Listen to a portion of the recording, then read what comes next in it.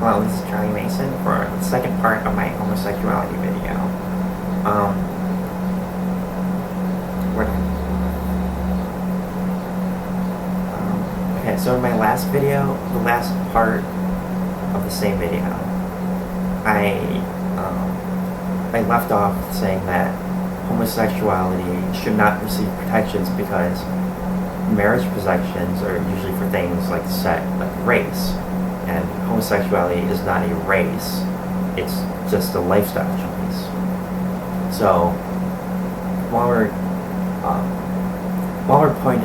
expanding our boundaries of what is and shouldn't receive protections of marriage, I feel that it should be pointed out that until recently, one might even say still, the government defined marriage in the same terms as traditional society for the entire of Western history, and that definition hasn't changed.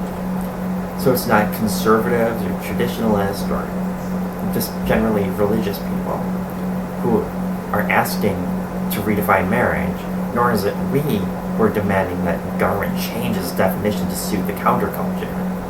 It's homosexuals themselves who are demanding that the government legitimize their social arrangements as part of their campaign to force acceptance of their deviance in mainstream society.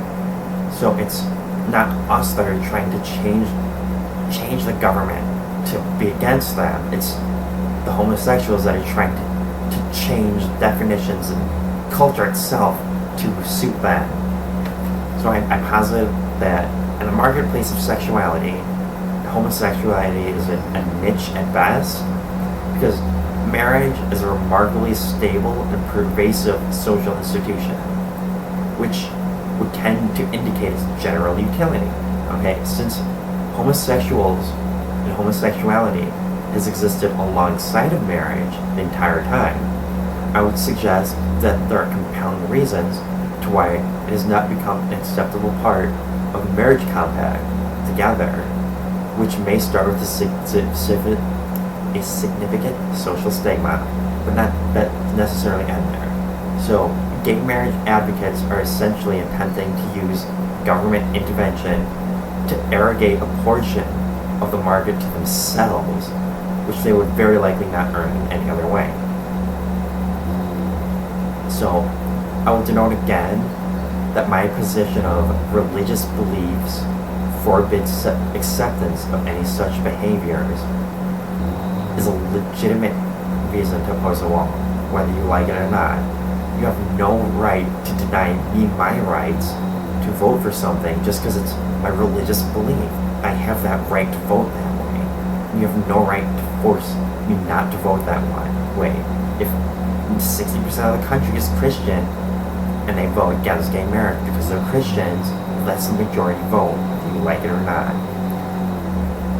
I mean, and as we were saying earlier about whether homosexuality was more of race, I mean, we can even talk of gay marriage on the same terms of enforcing dietary laws, as what gay marriage advocates are essentially demanding is that everyone eat pork and like it. For an identical level of restriction without religious overtones, we can make the same point against veganism, and everyone must eat meat. Or turn around and say that Jews, Muslims, and vegans are a minority whose behavior sets them apart from the majority, but they are not going around insisting that everyone turn down pork and refuse to eat animal products entirely. Because vegans have especially some non-religious and therefore valid to you people, why everyone should act as vegans do. So clearly they must be right. But our thousands of generations of hidebound carnivorous traditions keeps us from admitting it. And homosexuality isn't getting focused on really. You might recall the same issue lately with forcing Catholic service organizations to provide free birth control. This was another topic that was brought up in my debate class. And there are plenty of forces at play in the struggle for and against different kinds of social change. But homosexuality receives more than its fair share of airtime, because basically its concentration in the performing arts and mass media is mostly mostly homosexuals. Like, Hollywood is very much homosexuals, and they get a lot of airtime because they're all homosexuals. I'm not saying all of them, but a large portion. And like fashion designers and the people who make movies and actors, a lot of them are homosexual. So maybe at most 5% of the population are homosexuals. And by rights, homosexuals should get about as much airtime as Muslims advocating Sharia. Because, no, there's not a lot of Muslims, but you don't see them getting all the airtime advocating for Sharia law. But there's not a lot of homosexuals, but you see all of this airtime dealing with homosexualities, advocating to get their point of view forced into our society. And it's the same thing with Muslims advocating for Sharia law. And as long as we're sticking with the comparison to dietary restrictions and gay marriage analogy, so if people were to argue for halal, kosher, and vegan, they all have an extra cost into being able to have that kind of diet. So there's like extra inspections, special preparation, etc., etc. So in this interpretation, gay marriage would be like Jews demanding government intervention so that all kosher products would cost the same as food the rest of us eat. In essence, if you choose to be different, you should not wonder that society refuses to change to make your life easier. Just because you choose to be a homosexual, we should not change ourselves to make your life easier for your choice. You should wear that extra effort as a badge of honor if it makes you feel better. Or just get with the program. Societies are not defined by their diversities, no matter what fictitious tribe to the contrary that politically correct sloganeers may be shoveling lately. Society has and always will be defined by the ways in which its members are the same, and that they have the right to refuse to support those who defy minor rules.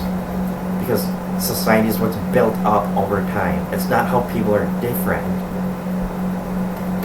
And now, so the point is, and this is the main point, that marriage has always been between a man and a woman, and for these many thousands of years, people are now